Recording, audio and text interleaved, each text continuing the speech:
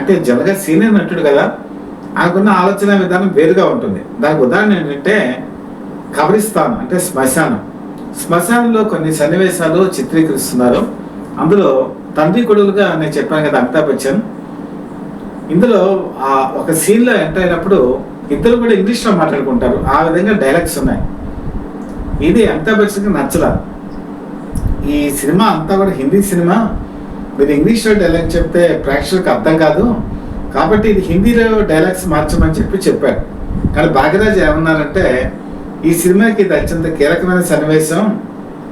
ఈ సన్నివేశంలో జయప్రద చిన్నప్పుడు ఏం చేస్తుందంటే అమితాబ్ బచ్చన్కి ఇంగ్లీష్ నేర్పిస్తుందంట. అంటే హస్బెండ్ క్యారెక్టర్కి అతను కొడుకుతో ఇంగ్లీష్లో మాట్లాడతాడు. అంటే తండ్రి తన భార్య అయినటువంటి జయప్రద కోరిక నెరవేరుస్తాడు ఇంగ్లీష్లో మాట్లాడి. అది ఇందులో స్ఫూర్తి. కాబట్టి ఇది ఇంగ్లీష్లోనే ఉండాలని చెప్పి అతను చెప్పాడు.